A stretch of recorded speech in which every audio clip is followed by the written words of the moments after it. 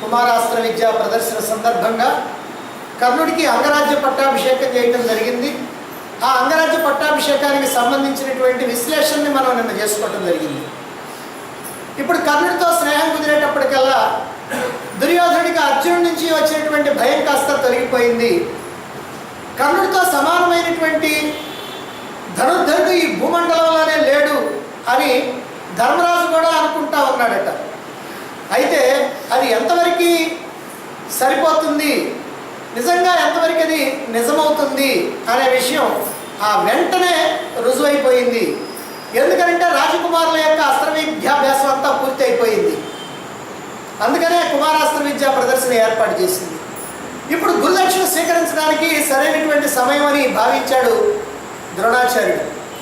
అందుకే కురుకుమారులందరినీ కూడా తన దగ్గరికి ఆహ్వానించాడు. అందరూ కూడా కూర్చున్నారు.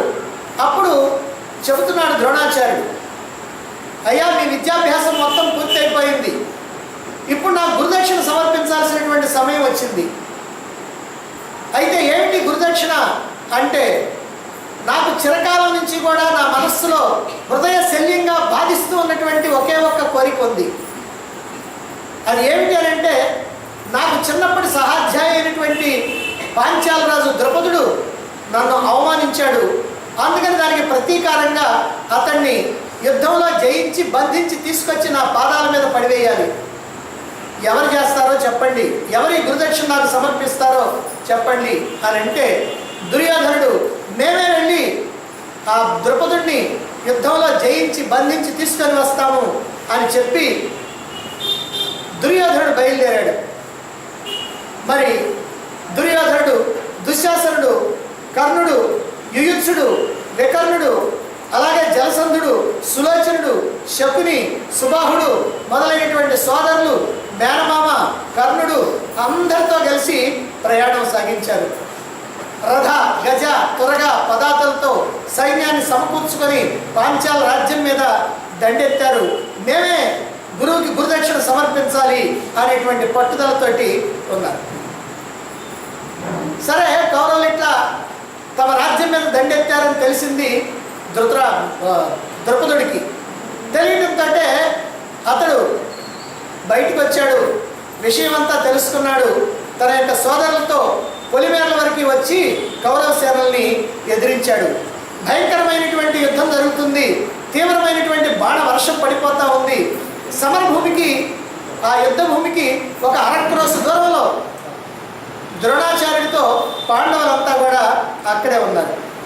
అర్జునుడు ద్రోణాచార్యుడితో అంటున్నాడు, ఆచార్య, ద్రౌపదుడు మహాబలవంతుడు, మహాపరాక్రమవంతుడు, పైగా మీ సహాధ్యాయి.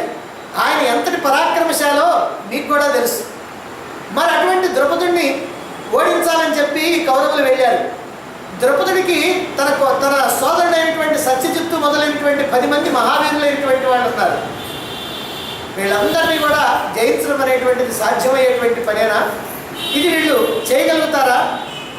సరే కానీ చూద్దాం, ఆ తర్వాతనే మేము వెళ్ళటానికి ప్రయత్నం చేస్తాం అని ద్రోణాచార్యుడితోటి అక్కడ చెప్పడం జరిగింది.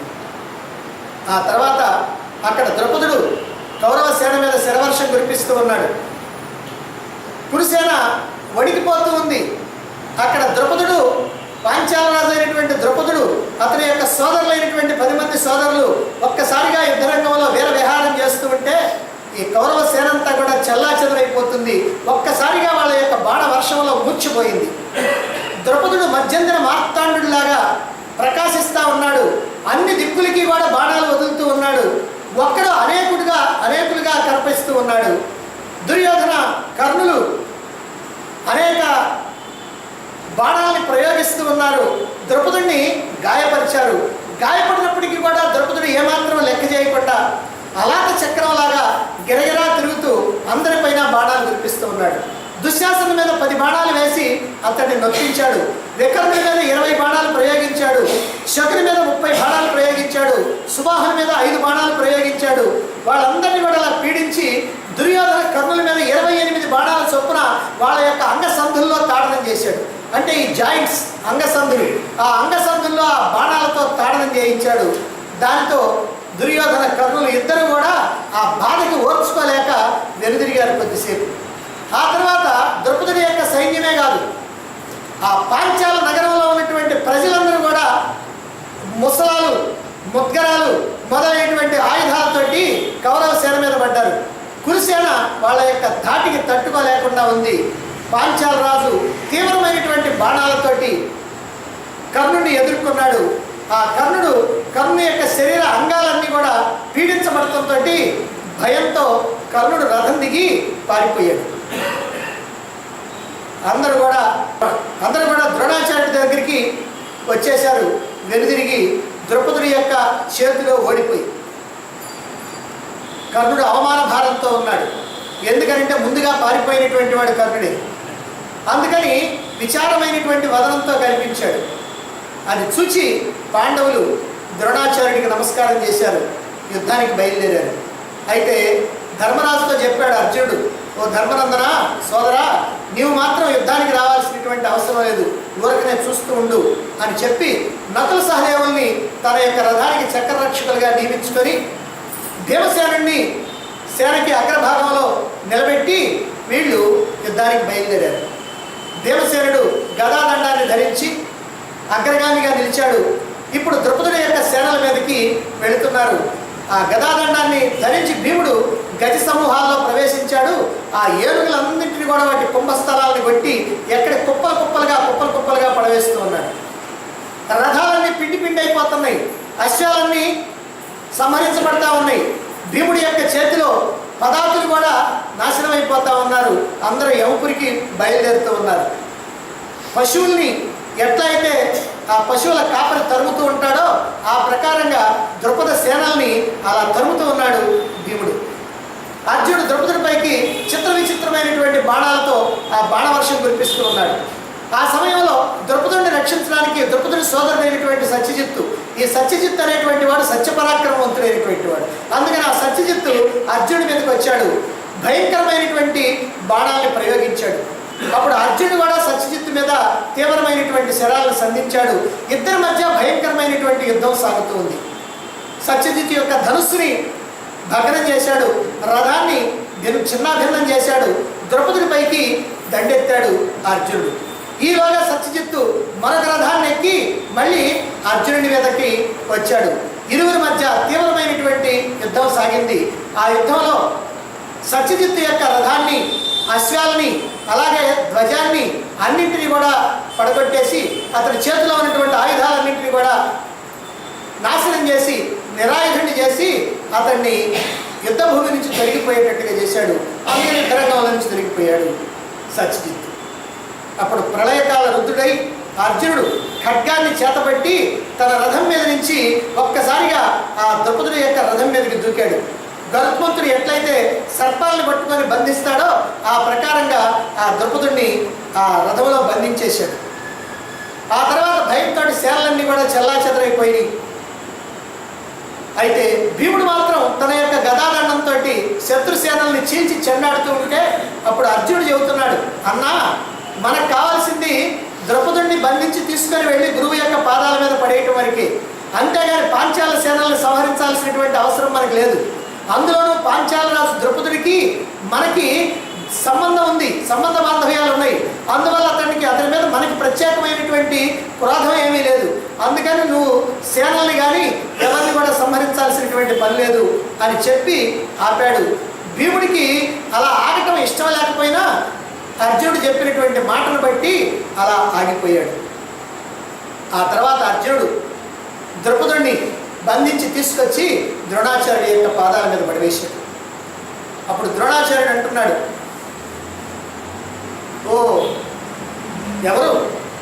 ఓహో ద్రుపద మహారాజులా? ఇదేమిటండి, మహారాజులైనటువంటి వాళ్ళు పేద బ్రాహ్మణుడి యొక్క పాదాల మీద పడ్డారు అని పరిహాసం చేస్తూ, నీవు ఒకనాడు చెప్పావు కదా, రాజైనటువంటి వాడితో రాజైనటువంటి వాడికే స్నేహం కుదురుద్ది కానీ రాజుకి పేదకి ఎలా కుదురుతుందని. మరి ఇప్పుడు ఎట్లా? నేనేమో నీతో స్నేహం చేయాలని అనుకుంటున్నా, నీవు మాత్రం నాతో స్నేహం చేయడానికి నీకు ఇష్టం లేకపోయినా నేను మాత్రం నీతో స్నేహం చేయాలనుకుంటున్నా. ఇప్పుడు మరి నీ రాజ్యం మొత్తం కూడా నాకు వచ్చేసింది, ఇప్పుడు నువ్వేమో రాజ్యం లేనటువంటి వాడి అయ్యావు. కాబట్టి మరి రాజు లేనటువంటి నాతోటి రాజ్యం లేనటువంటి నీకు మరి పొత్తు ఎట్లా కుదురుతుంది అందుకని ఓ పని చేద్దాం, ఈ రాజ్యంలో సగ భాగాన్ని నీకు ఇచ్చేస్తాను. ఇదిగో ఈ పాంచాల రాజ్యంలో ఈ చర్మణవతి నదికి ఉత్తర భాగంలో ఉన్నటువంటి అహిఛత్రాన్ని నేను తీసుకుంటున్నాను, దక్షిణ భాగంలో ఉన్నటువంటి ఈ కాంపిల్య నగరాన్ని రాజధానిగా చేసుకొని ఇక్కడి నుంచి నువ్వు పరిపాలన చేసుకుంటావు. ఇప్పుడు ఇద్దరు రాజులమే కదా, అందుకని నీ కోరిక ప్రకారం మనం ఇద్దరం స్నేహం చేసుకోవడానికి వీలవుతుంది అని సగ రాజ్యాన్ని అతడికి ఇచ్చి ఇద్దరు కూడా సంధి చేసుకోవడం జరిగింది. అయితే ఇప్పుడు మళ్ళీ అడుగుతున్నాడు ద్రోణాచార్యుడు, ఓ మిత్రమా, నాకు నీతో స్నేహం చేసుకోవటం ఇష్టం, అందుకని నీకు అర్ధరాజ్యాన్ని కూడా ఇచ్చాను, మరి నీకు సమ్మతమేనా అన్నాడు. అప్పుడు ద్రౌపదుడు అంటున్నాడు, ఓ మహాత్మా, మీరు చాలా గొప్పవాళ్ళు, మీ పరాక్రమం ఎటువంటిదో నాకు తెలియంది కాదు, నీ ఔదార్యం కూడా నాకు తెలుసు, కాబట్టి నేను నీతో సఖ్యాన్ని కోరుతున్నాను. అప్పుడు ఏదో పొరపాటు జరిగిపోయింది, కానీ ఇప్పుడు మాత్రం నేను నీతో సఖ్యాన్ని కోరుతున్నాను అన్నాడు. ద్రోణాచార్యుడు ఎంతగానో సంతోషించాడు. ద్రౌపదుడిని అనేక విధాలుగా సత్కరించి అతనికి అర్ధరాజ్యం ఇచ్చి గౌరవించాడు. కాంపిల్య రాజధానిగా దక్షిణ పాంచాలాన్ని ద్రౌపదుడు పరిపాలించుకుంటా ఉంటే అహిఛత్రం రాజధానిగా ఉత్తర పాంచాలాన్ని ద్రోణాచార్యుడు స్వీకరించాడు. ద్రౌపదుడి యొక్క హృదయం విచార సాగరంలో మునిగిపోయింది. బ్రాహ్మణ తేజం ముందు ఈ క్షత్రియ తేజం నిలవలేకపోయింది. కాబట్టి ద్రోణుని నేను ఓడించలేకపోయాను, బ్రాహ్మణుని యొక్క బలం ముందు నేను తలవంచాల్సినటువంటి పరిస్థితి వచ్చింది. కాబట్టి ఎలాగైనా సరే ఈ ద్రోణాచార్యుని నేను జయించాలి. నేను జయించలేకపోయాను కనుక ఈ ద్రోణాచార్యుని జయించగలిగినటువంటి పుత్రుడిని నేను కనాలి అని ఆలోచించి అటువంటి పుత్రుడిని కనటం కోసం అని చెప్పి ఆ అరణ్య ప్రాంతాల్లో అలా తిరుగుతూ ఉన్నాడు. మరి అర్జునుడి యొక్క గురుదక్షిణని ద్రోణాచార్యుడు సంతోషంతో స్వీకరించాడు. భీమార్జునుల యొక్క పరాక్రమానికి కుంతి, పాండవులు అందరూ కూడా ఎంతగానో సంతసించారు. కుమారాస్త్ర విద్య ప్రదర్శన జరిగినప్పుడు కర్ణుడికి అంగరాజ్య పట్టాభిషేకం చేయడం జరిగింది దుర్యోధనుడు. మరి నగర ప్రజల్లో కొంతమంది ఏమనుకుంటున్నారంటే కర్ణుడు మహాపరాక్రమవంతుడు అనుకున్నారు. కొంతమంది కర్ణుడి వైపుకి, కొంతమంది అర్జునుడి వైపుకి చేరారు. కాబట్టి కర్ణుడు మహాపరాక్రమవంతుడని కొంతమంది నగర ప్రజలు అనుకున్నారు. ఎందుకంటే అర్జునుడు చూపించినటువంటి మొత్తం విషయాలని చూపించాడు. అంతేకాకుండా అర్జునుడితో ద్వంద్వ యుద్ధం చేస్తానని ధైర్యంగా ముందుకొచ్చాడు. కానీ రాజుగారు కనుక చేయడానికి వీలు లేకపోయింది, లేకపోతే కర్ణుడు చాలా గొప్పవాడు అని నగర ప్రజల్లో కొంతమంది అనుకుంటా ఉన్నారు. అదే సందర్భంలో దుర్యోధనుడు అనుకుంటున్నాడు, ఇక నాకేం భయం లేదు, కర్ణుడు ఉన్నాడు నాకు అని. అలాగే ధర్మరాజు కూడా అనుకున్నాడు, కర్ణుడు చాలా బలవంతుడు, మహావీరుడు, ఇక అతనికి ఎదురే లేదు అని అనుకున్నాడు. కానీ వెంటనే జరిగినటువంటి గురుదక్షిణ సందర్భంగా ద్రుపద మహారాజు మీదకి యుద్ధానికి పోయినప్పుడు కర్ణుడి యొక్క బలం ఏమిటో, అర్జునుడి యొక్క బలం ఏమిటో తేలిపోయింది. కర్ణుడికి తోడుగా దుర్యోధనుడు ఉన్నాడు, దుశ్శాసనుడు ఉన్నాడు, ఆయన తమ్ముళ్ళు దాదాపుగా 40 మంది 30 మంది తమ్ముళ్ళు ఉన్నారు, శకుని ఉన్నాడు, ఇలా అందరూ ఉన్నారు. వీళ్ళందరితో పాటు కర్ణుడు వెళ్ళాడు. చతురంగ బలాలు వెంట పెట్టుకొని వెళ్ళారు. అయినప్పటికీ కూడా విజయం సాధించలేదు. విజయం సాధించకపోగా ద్రౌపదుడి యొక్క ఆ బాణాల యొక్క తాకిడికి అంగసంధుల్లో ఆ బాణాలను పెట్టేటప్పటికల్లా అతడు భరించలేక వెనుదిరిగి పారిపోయాడు. కానీ కేవలం నకుల సహదేవుల్ని చక్రరక్షకులుగా పెట్టుకొని ఒకే ఒక్క రథం మీద భీముణ్ణి సేనాగ్ర భాగంలో దింపి ముందుకు వెళ్ళినటువంటి అర్జునుడు సేన మొత్తాన్ని కూడా ఓడించడమే కాకుండా ద్రౌపదుడిని బంధించి తీసుకొని వచ్చి గురువు యొక్క పాదాల మీద పడవేయటం జరిగింది. దీంతో కర్ణుడి యొక్క పరాక్రమాలు ఏమిటో, అర్జునుడి యొక్క బలపరాక్రమాలు ఏమిటో ఇక్కడ మనకి వెంటనే తెలిసిపోయింది. అందువల్ల ఈ మాట్లాడుకునేటువంటి మాటలు వాళ్ళందరూ కూడా ఖచ్చితంగా తెలిసి మాట్లాడుకున్నటువంటివి కాదని మనం ఇక్కడ అర్థం చేసుకోవచ్చు. కుమారాస్త్ర విద్య ప్రదర్శన తర్వాత ఈ గురుదక్షిణ సందర్భంగా చేసినటువంటి పాండవుల యొక్క ప్రతాపాన్ని తలుచుకొని 1 సంవత్సరం కుమారాస్త్ర విద్య ప్రదర్శన తర్వాత 1 సంవత్సరాంతానికి ధర్మరాజుని యువరాజుగా పట్టాభిషిక్తుని చేశాడు ధృతరాష్ట్రుడు. ధర్మరాజు యొక్క ధైర్యం, స్థైర్యం, దయ, క్షమాగుణం, సరళ స్వభావం, సహృదయత వీటన్నింటినీ గురించి ప్రజలందరూ కూడా అనేక విధాలుగా చెప్పుకుంటుంటే విన్న యుధిష్ఠిరుణ్ణి రాజ్యభార దురంధరుడిగా తెలుసుకొని అతన్ని యువరాజుగా పట్టాభిషిక్తుడు చేశాడు. తక్కువ కాలంలోనే ఈ పాండురాజు యొక్క ప్రతాపాన్ని మించి కౌరవుల యొక్క కీర్తి ప్రతిష్టలు ఆ దేశమంతా కూడా వ్యాపించింది. అంతటి కీర్తి ప్రతిష్టలు సంపాదించాడు ధర్మరాజు. మరి భీముడు గొప్ప బలశాలిగా రుజువు చేసుకున్నాడు. అంతేకాకుండా బలరాముడి వద్ద గదా యుద్ధాన్ని, కత్తి యుద్ధాన్ని, ఖడ్గ యుద్ధాన్ని వీటన్నింటినీ కూడా నేర్చుకుంటూ ఉన్నాడు. ఆ తర్వాత అర్జునుడు విచిత్రమైనటువంటి యుద్ధ విద్యల్లో ఆరితేరాడు. ఇక నకులుడు కత్తి యుద్ధంలో, నీతి శాస్త్రంలో సహదేవుడు ప్రఖ్యాతులయ్యారు. ద్రోణాచార్యుడు ఒక రోజున సభలోనే అర్జునుడితో ఇలా అంటున్నాడు,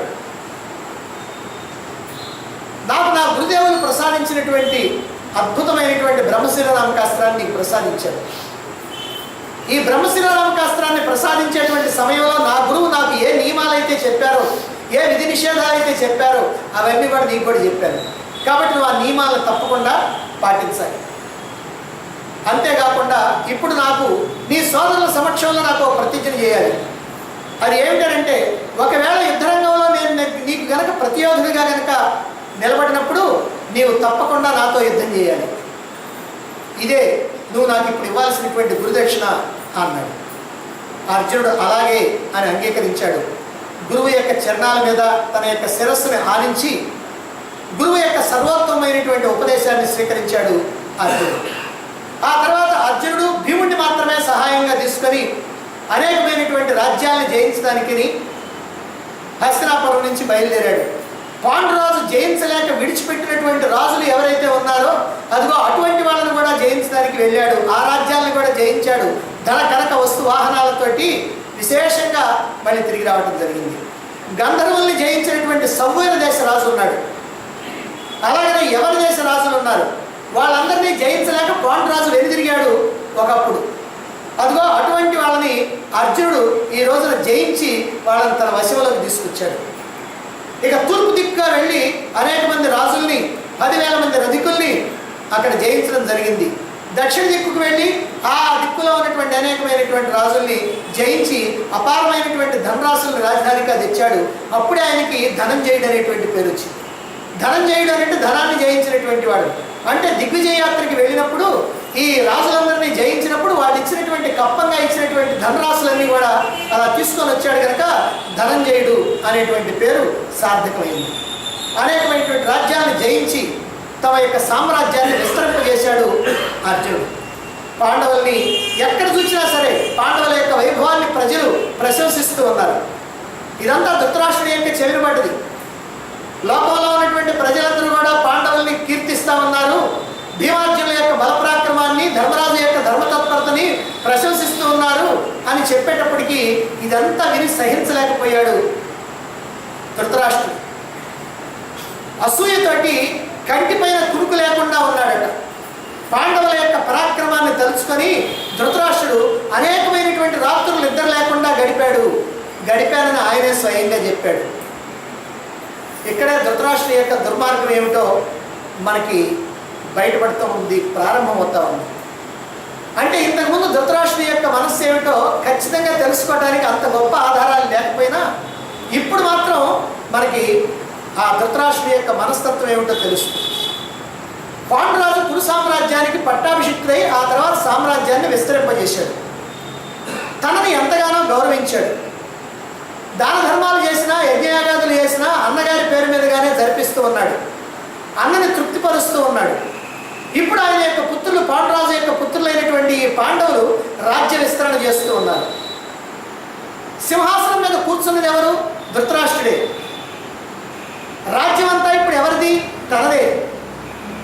మరి ఆ రాజ్యాన్ని విస్తరింపజేస్తున్నటువంటి వాళ్ళు తన సోదరుడి యొక్క పుత్రులు, తన సోదరుడి యొక్క పుత్రులు విస్తరింపజేస్తున్నారు.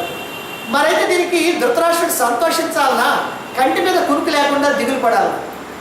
అంటే ధృతరాష్ట్రుడి యొక్క ఆస్తిని పెంచుతున్నారు.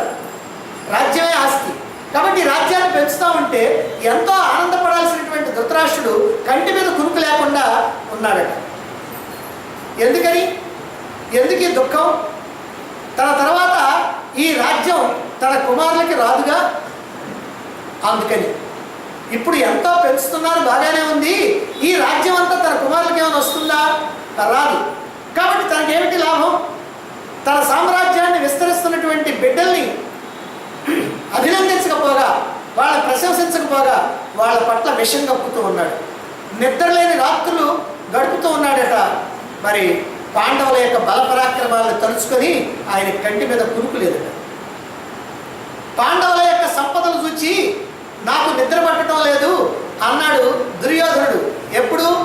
తర్వాత వస్తుంది మనకి. అంటే ధర్మరాజు రాజసూయాగానికి వెళ్ళి వస్తాడు.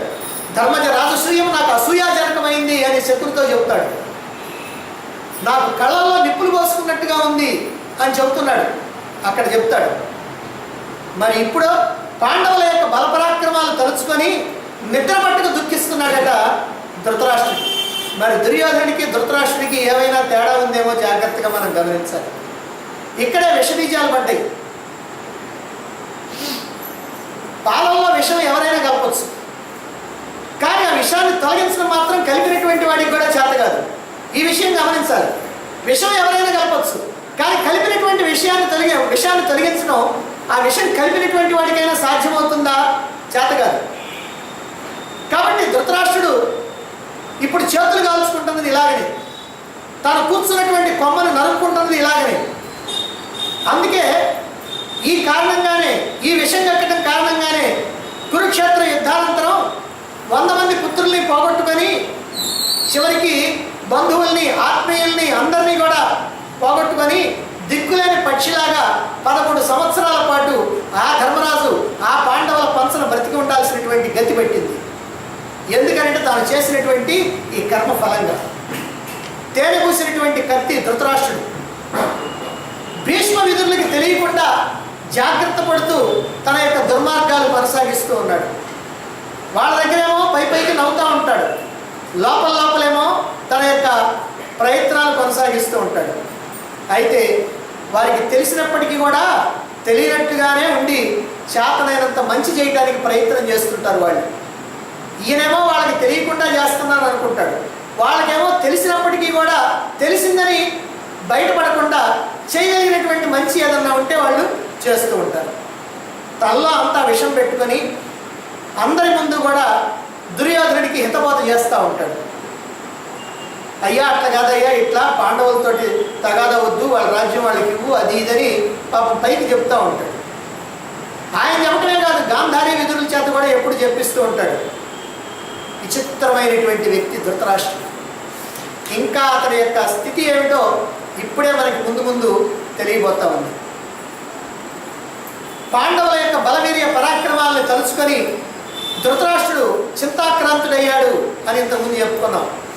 ఏమి చేయడానికి పాలుపోక రాజనీతిజ్ఞుడైనటువంటి కణికుడిని పిలిపించుకున్నాడు. ఈ కణికుడు ఎవరనంటే శకుని యొక్క మంత్రి. గాంధార రాజు అయినటువంటి శకునికి మంత్రి అయినటువంటి వాడు ఈ కణికుడు. ఇతడు అర్థశాస్త్రంలో, నీతి శాస్త్రంలో, మంత్రాలోచనలో కూడా సిద్ధహస్తుడైనటువంటి వాడు. కాబట్టి ఇతడు గాంధార రాజు అయినటువంటి శకునికి సలహాదారు కనుక ఇదిగో ఇప్పుడు ఆయన్ని పిలిపించుకున్నాడు. అంటే ఎవరు ఆయనకి సలహా చెప్పాలనో ఆయన నిర్ణయించుకున్నాడు అన్నమాట. ధృతరాష్ట్రుడు అంటున్నాడు అతడితోటి, ఓ ద్విజశ్రేష్ఠ కణిక, పాండవుల యొక్క యశస్సు, వాళ్ళ యొక్క కీర్తి ప్రతిష్టలు దిగంతాలకు వ్యాపిస్తూ ఉంది, దినదిన ప్రవర్ధమానమైపోతూ ఉంది. వాళ్ళ యొక్క వైభవాన్ని చూచి తట్టుకునేటువంటి శక్తి నాకు లేదు. నీవు ఆలోచించి చెప్పు, ఏది నాకు శ్రేయస్సు? నేను వాళ్ళతో స్నేహం చేస్తూ ఉండాలనా, లేకపోతే వాళ్ళతో శత్రుత్వం పెట్టుకొని ఏ రకంగానైనా సరే వాళ్ళని ఏదైనా చెయ్యాలా? ఈ 2 విషయాలు కూడా నువ్వు జాగ్రత్తగా ఆలోచించి నాకు చెప్పు అన్నాడు. ధృతరాష్ట్రుడి యొక్క ఈ మాటలు విన్నటువంటి ఆ కణికుడు ఎంతో ప్రసన్నుడై మహారాజుతో ఇట్లా అంటున్నాడు, ఓ మహారాజా, మీరు మీ మనస్సులో ఉన్నటువంటి బాధను తెలియనీయకుండా ఉండాలి, ఎవరికి తెలియనీయకుండా ఉండాలి. రాజనీతి శాస్త్రం ఏం చెబుతున్నదో దాన్ని మీకు చెబుతూ ఉన్నాను. నా మాటలన్నీ కూడా శాస్త్రంలో చెప్పినయే, నేను చెప్పేటువంటివి కాదు. అందులో మీకు నచ్చనివి కనుక ఉంటే వదిలేసేయండి, నచ్చినటువంటి విషయాలు కనుక ఉంటే స్వీకరించండి. ఓ మహారాజా, దండనీతి అనేటువంటిది పరిపాలనలో ప్రధానమైనటువంటిది. దండనీతి అంటే దండించడం, తప్పు చేసినటువంటి వాడిని దండించడం.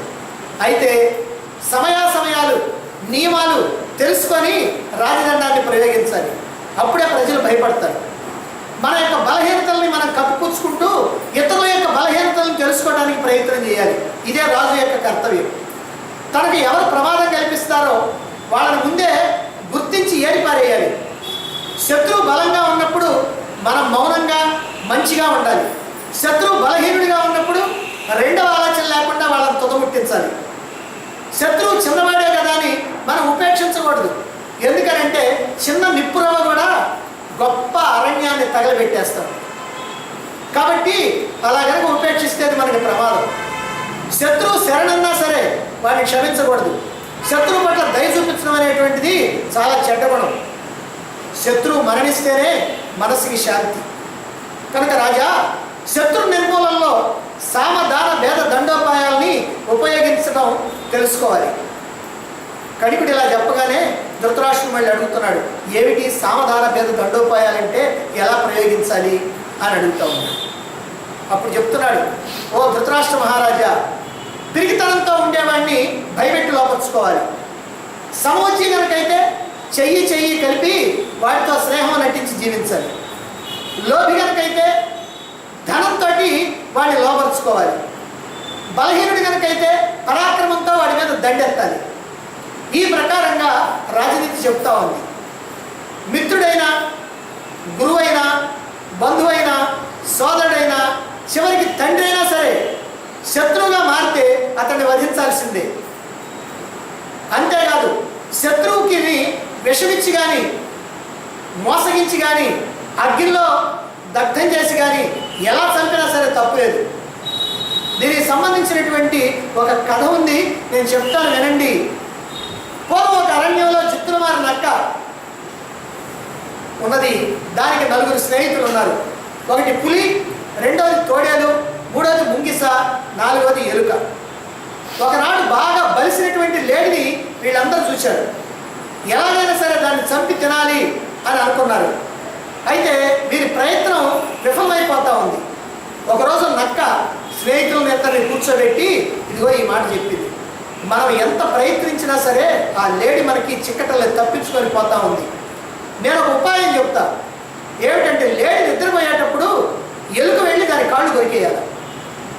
ఎప్పుడైతే కాళ్ళు కొరికేసిందో ఎలుక, ఇక అది పరిగెత్తడం కష్టం. అది వేగంగా పరిగెత్తలేదు. అది పరిగెత్తలేకుండా ఉన్నప్పుడు పులి పోయి దాన్ని కాస్త చంపేసేయాలి. ఆ తర్వాత మనం నలుగురు హాయిగా దాన్ని తినేసేద్దాం అన్నది. ఇది ఉపాయం, నక్క చెప్పినటువంటి ఉపాయం. అందరూ సరే అన్నారు. అదేవిధంగా చేశారు. ఎలుక పోయి కాళ్ళు కొరికేసింది. అది పరిగెత్తలేకపోయేటప్పటికల్లా పులి పోయి చంపేసింది. ఇప్పుడు ఆ లేడీ యొక్క దేహం అక్కడ పడింది. ఇప్పుడు దాన్ని తినడానికి అందరూ కూర్చున్నారు. కూర్చున్నప్పుడు నక్క చెప్పింది, మీరందరూ చక్కగా స్నానం చేసి రండి, ఆ తర్వాత హాయిగా దీన్ని తినొచ్చు అని చెప్పారు. చెప్పేటప్పటికి సరేనని చెప్పి అందరూ కూడా స్నానానికి వెళ్ళారు. అయితే స్నానానికి వెళ్ళిన తర్వాత అందరికంటే ముందుగా పులి వచ్చింది.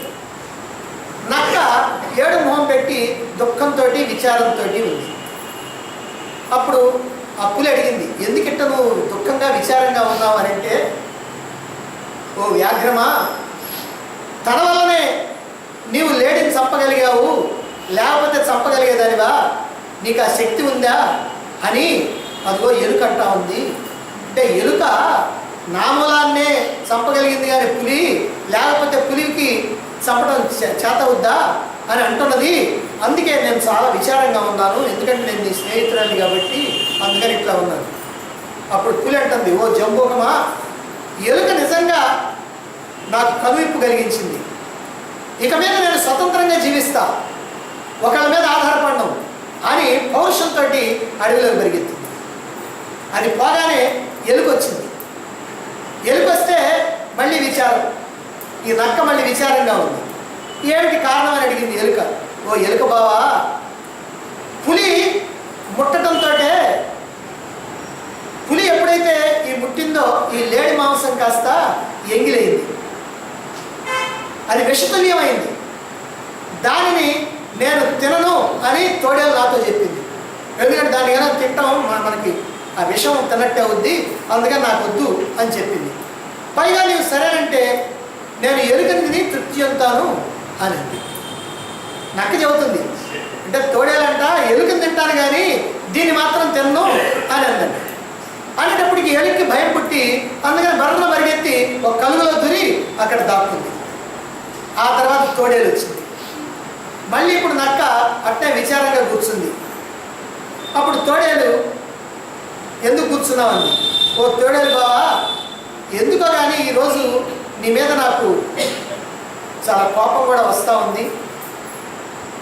ఏం చేస్తుందో తెలియదు కానీ తన ఆడపులిని తీసుకొని రావడానికని పులి వెళ్ళింది. ఇప్పుడు అది అడవిలోకి వెళ్ళింది. ఇప్పుడో ఇంకో క్షణంలోనో ఎప్పుడైనా సరే అది రావచ్చు. అందుకే నేను ఎంతో బాధపడతా ఉన్నాను. ఎందుకంటే వచ్చిన తర్వాత నేను తినడం కోసమే వస్తూ ఉంది అని ఆ మాట అనేటప్పటికి తోడేలకు భయం పుట్టి పరిగెత్తి. ఎలుకేమో కలుగులో దూరింది, పులేమో అరణ్యంలోకి పోయింది పౌరుషంతో, తోడేలేమో భయంతో అరణ్యంలోకి పరిగెత్తింది. ఇప్పుడు చివరిగా ముంగిసి వచ్చింది. దానితో నక్క కోపంతో ఊగిపోతూ అంటుంది, ఏమే నంగనాచి ముంగిసా, నీ అంతు తేలుస్తా. ఇప్పుడే పులి తోడేలు ఎలుకల్ని ఎదుర్కొని చిత్తుగా కొట్టి చెత్తలో పారేశారు. నక్క అంటుంది, పుల్లి కూడా కొట్టిందంట. పుల్లి తోడేల్ని ఎలుకని అన్నింటినీ కొట్టి చంపేసి అదిగో చెత్తలో పారేశారు. రా, ధైర్యం ఉంటే నా ఎదురుగా రా అన్నది. అమ్మ బాబోయ్, పులి తోడేలు ఎదుర్కోలేకపోతే నేను ఎదుర్కోగలుగుతానా దీన్ని? నా శక్తి ఎంత అని చెప్పి ముంగిసంట అలాగే పరుగులు తీసిందండి. ఇప్పుడు నక్క ఒక్కటే మిగిలింది. హాయిగా తానొక్కటే ఈ లేడి మాంసం తినేసింది. ఓ రాజా, ఇలా నక్కలాగా వ్యవహరిస్తేనే ఎవరికైనా సరే ప్రగతి. ఎవరైనా వృద్ధిలోకి రావాలంటే ఇలా నక్కలాగా ప్రవర్తించాలా. లోపల ఎంత కోపం ఉన్నా పైకి మాత్రం ప్రశాంతంగా ఉండాలి, మంచిగా మాట్లాడాలి. శత్రువుని చంపే ముందు కానీ చంపేటప్పుడు కానీ తీయగా మాట్లాడాలి. అంతేకాదు శత్రువుని చంపిన తర్వాత కూడా వాడి మీద దయ చూపించాలి. అంతేగాని శత్రుత్వం చూపించకూడదు. ఏడవాలి, వాడి కోసం ఏడవాలి, కళ్ళ వెంట నీళ్లు రావాలి.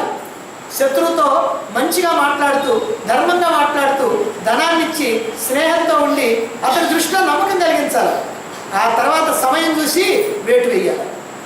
ఎవరినైనా సరే వెంటనే చంపాలంటే వారింటికి అగ్ని పుట్టించడమే.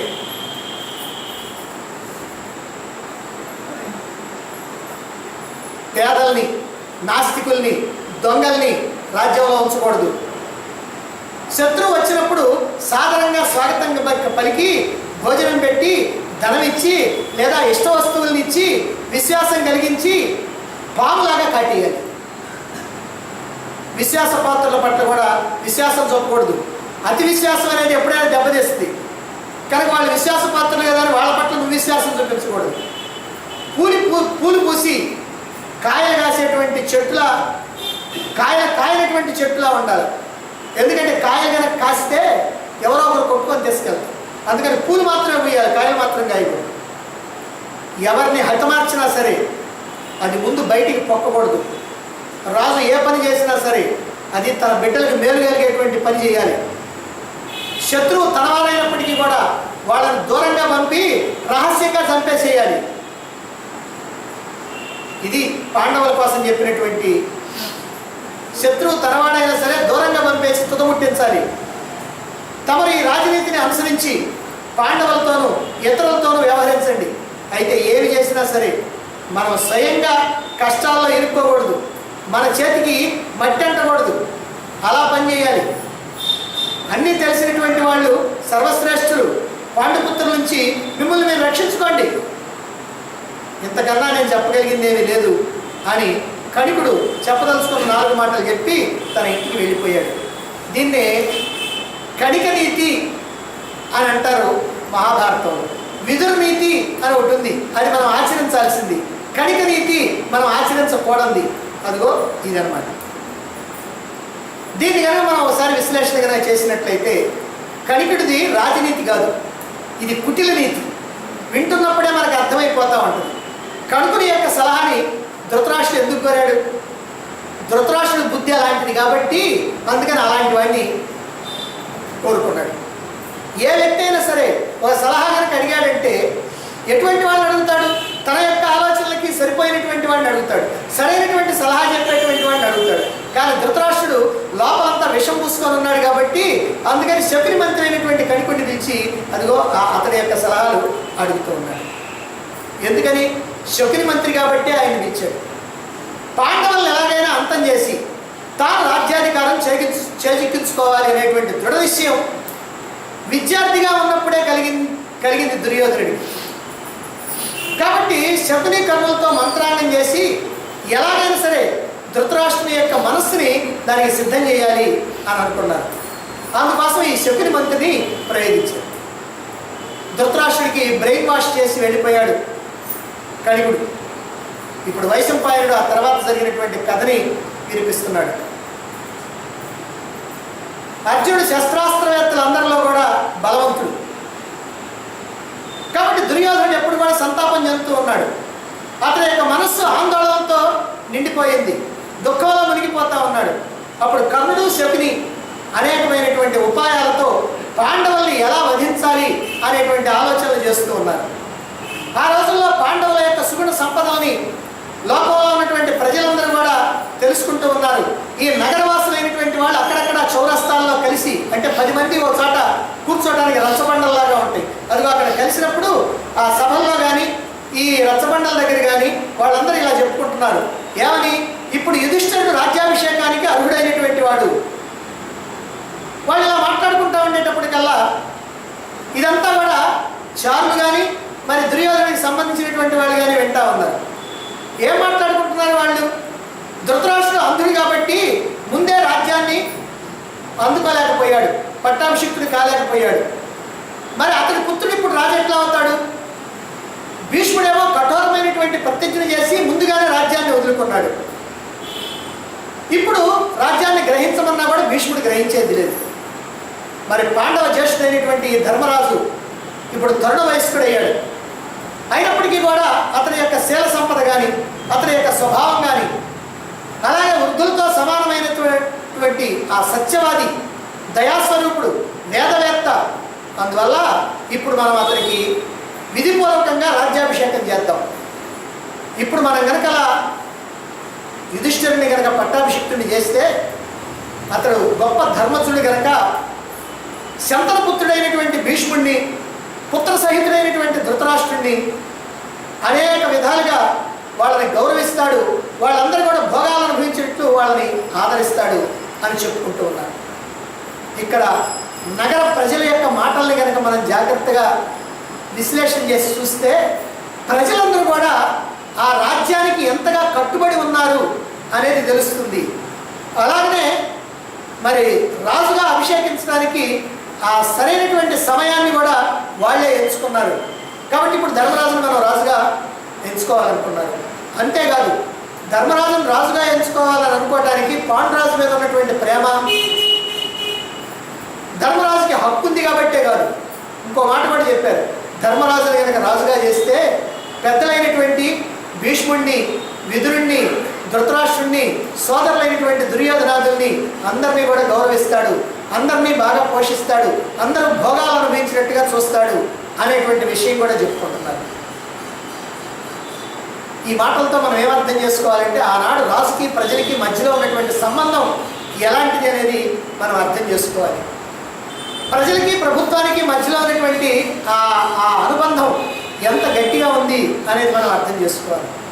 అయితే దుష్టుడైనటువంటి దుర్యోధనుడు ప్రజల యొక్క మాటలు విని సహించలేక అసూయతో రగిలిపోతూ ఉన్నాడు. ఒక రోజున ధృతరాష్ట్రుడి దగ్గరికి వెళ్ళాడు. ఈ ప్రజలను మాట్లాడుకుంటున్నటువంటి విషయాలన్నీ కూడా చెప్పాడు. నేను దుఃఖంతో మునిగిపోతున్నాను తండ్రి, లోకులు నిన్ను భీష్ముడిని ఆరాధనిస్తున్నారు, నీ మీద అసలు వాళ్ళకి ఆదర భావమే లేదు, వాళ్ళందరూ కూడా ఇప్పుడు ధర్మరాజుకి రాజ్యాభిషేకం చేయాలని అనుకుంటా ఉన్నారు. భీష్ముడేమో ఈ మాటలు విని ఆయన సంతోషిస్తూ ఉన్నాడు, అంగీకరిస్తూ ఉన్నాడు. ఎందుకంటే ఆయన ముందుగానే ఈ రాజ్యం నాకు అక్కర్లేదని ఊరుకున్నాడు కాబట్టి. కానీ నగర ప్రజలు మాకు అనేకమైనటువంటి కష్టాలు కలిగించడానికి సిద్ధపడ్డారు, మాకు అనేకమైనటువంటి క్లేశాలు కలిగించడానికి సిద్ధపడ్డారు. పాండురాజు తన యొక్క సద్గుణాలతో తండ్రి నుంచి రాజ్యాన్ని పొందాడు. మరి నీవేమో అంధుడివి కావటం వల్ల ఈ రాజ్యాన్ని పొందలేకపోయావు.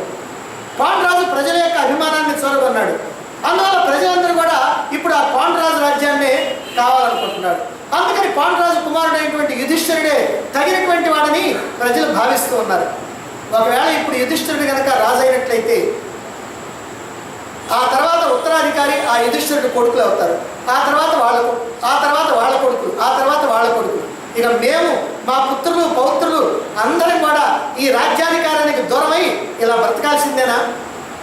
వాళ్ళ యొక్క దయా దాక్షిణ్యాల మీద బ్రతకాలనా?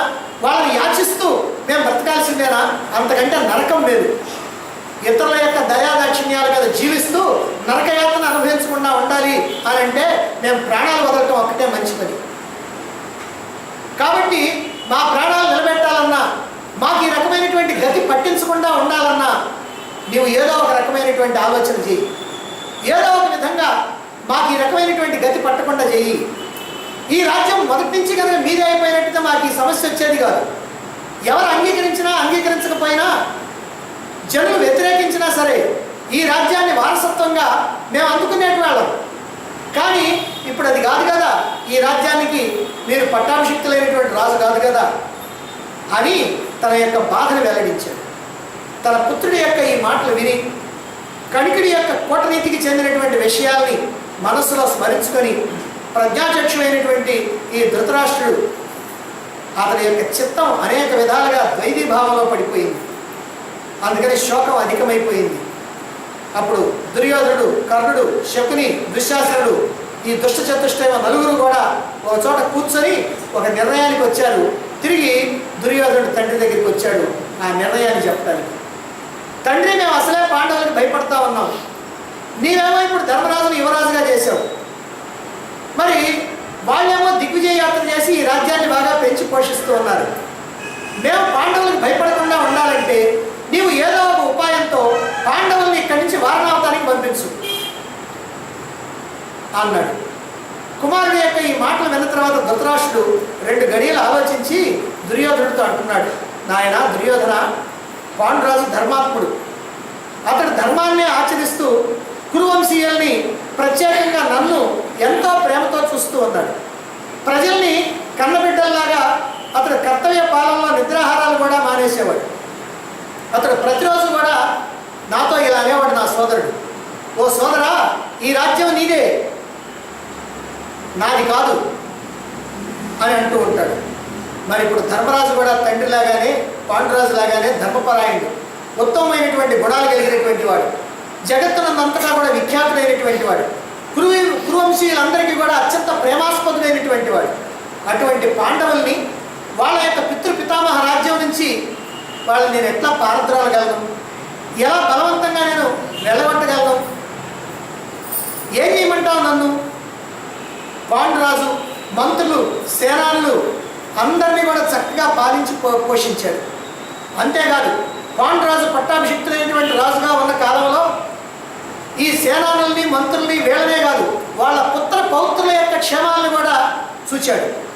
నగర ప్రజలందరినీ కూడా ఎంతో సద్భావంతో వాళ్ళని చూశాడు.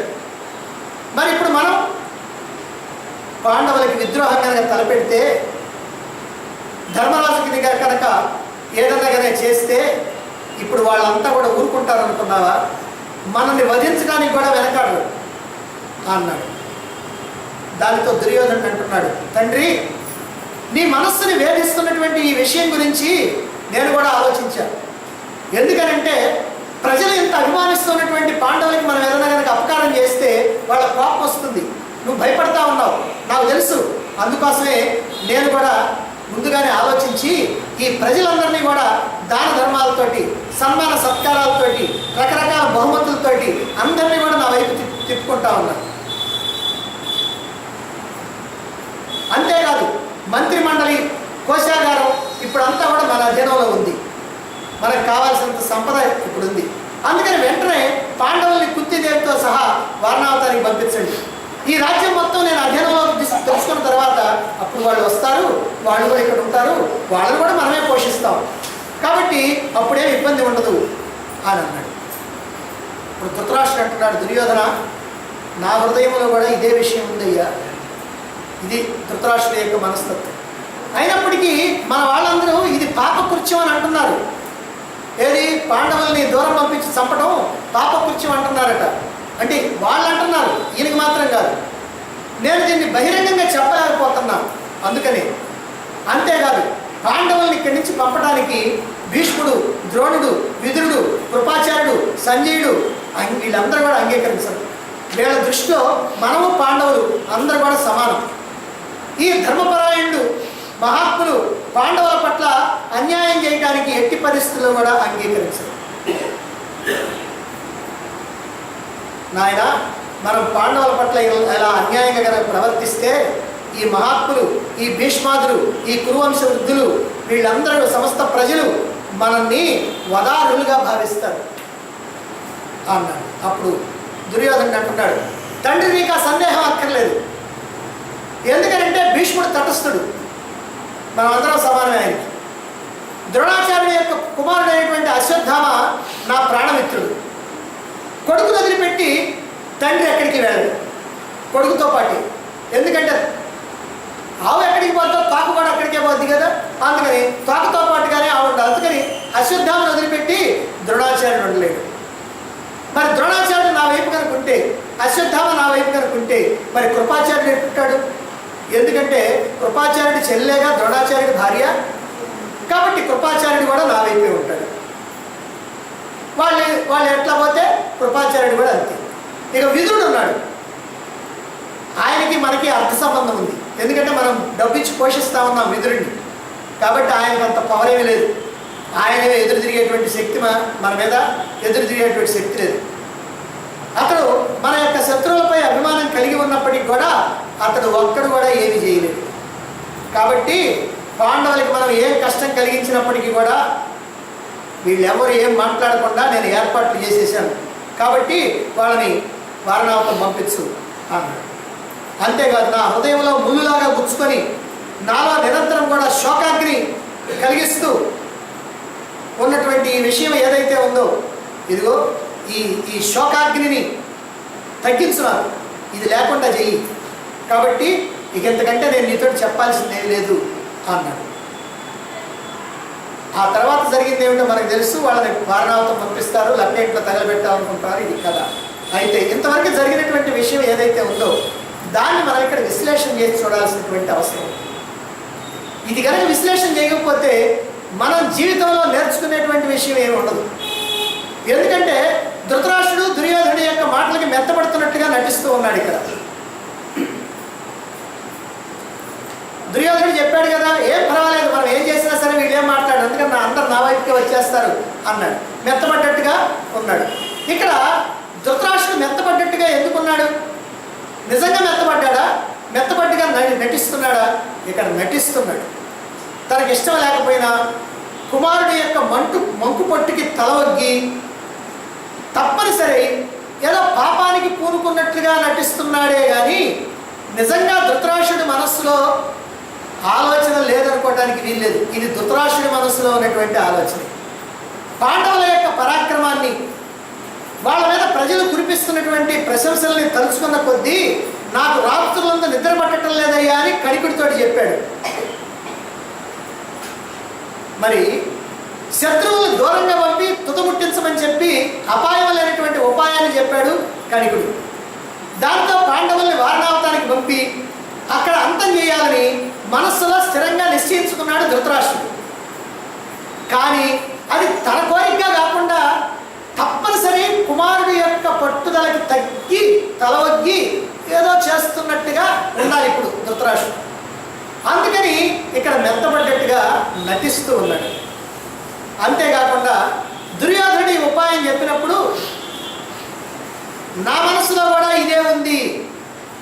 ఏం చెప్పాడు? పిచ్చివాడ, ఏమిట్రా ఇలా నన్ను ఆలోచించాల్సింది అనకుండా నా మనసులో కూడా ఇలాగనే ఉంది. అయినా సరే మన వాళ్ళు దీన్ని పాపకృత్యం అంటున్నారు, అందుకే నేను బహిరంగ చెప్పలేకపోతున్నాను. మన వాళ్ళు పాపకృత్యం అంటున్నారు అని అంటే వీళ్ళని చంపాలనేటువంటి ఆలోచన వాళ్ళకు కూడా తెలిసిపోయింది. అంటే ఈయన చెప్పకపోయినా తెలిసిపోయింది. అందుకని వాళ్ళు అంటున్నారు ఇలాంటి పాప ఆలోచనలు చేయబాబని అంటున్నారు. అంటే పెద్దలు దీన్ని పాండవుల్ని అంతం చేయడాన్ని పాపకృత్యం అంటున్నారని తెలుసు అన్నమాట. అయితే పెద్దలు అంటున్నారు కానీ పాపకృత్యం అని, ఈయనకి తెలియదు ఇది పాపకృత్యం అని. అంటే తన వాళ్ళు తన తమ్ముడి యొక్క కొడుకుల్ని, తన మీద ఎంతో అభిమానం చూపించినటువంటి తమ్ముడు, తన మీద ఎంతో అభిమానం చూపిస్తున్నటువంటి ఆ తమ్ముడు కొడుకులు, వాళ్ళని అంతం చేయటం పాపం అని ఈయనకి తెలియదు. షడంగ సహితముగా వేదాంగాలు అభ్యసించినటువంటి వాడిని చెప్పినటువంటి ధృతరాష్ట్రుడికి, వేదాంగాలు అభ్యసించినటువంటి వాడికి ఇది పాపమని ఆయనకి తెలీదా? ఖచ్చితంగా తెలుసు. ఆస్తి కోసం వారసుల్ని చంపాలనుకోవటం పాపమని ఎవరికి తెలియదు? ఆస్తి కోసం, డబ్బు కోసం తల్లిని నరికినటువంటి వాడు, తండ్రిని చంపినటువంటి వాడు ఉన్నాడని మనం పేపర్లో ఈనాడు చూస్తూ ఉన్నాం. వాళ్ళకి తెలియదు తప్పని, పాపమని వాళ్ళకి తెలీదా? తెలిసే చేస్తారు. అయితే ధృతరాష్ట్రుడి యొక్క ఆంతర్యం ఏమిటి? పెద్దలకి తెలియకుండా ఉంటే ఎంతటి పాపమైనా చేద్దాం. ఎందుకనంటే వాళ్ళకి తెలిసి వాళ్ళు పాపం అంటున్నారు కాబట్టి ఎట్లా చేద్దామని ఆలోచిస్తున్నాడు. కానీ ఎంత పాపమైనా సరే వాళ్ళు కనుక ఏం అడ్డం రాకపోతే మాత్రం చేసేయచ్చు. ఏమి చేసినా తాను దుర్మార్గుడు అనేటువంటి మాట మాత్రం రాకూడదు. తాను మంచివాడు అనేటువంటి ముసుగును ధరించాలి. నిజంగా ధృతరాష్ట్రుడికి పాపబుద్ధి కనుక లేకపోయినట్లయితే, పాపబుద్ధి నిజంగా దుర్యోధనుడి దగ్గరకు అయినట్లయితే, ఇలాంటి దుష్టమైనటువంటి ఆలోచన, దుర్మార్గమైనటువంటి ఆలోచన చేస్తున్నందుకు, కుమారుడు చెడిపోతున్నందుకు చివాట్లు పెట్టాలి.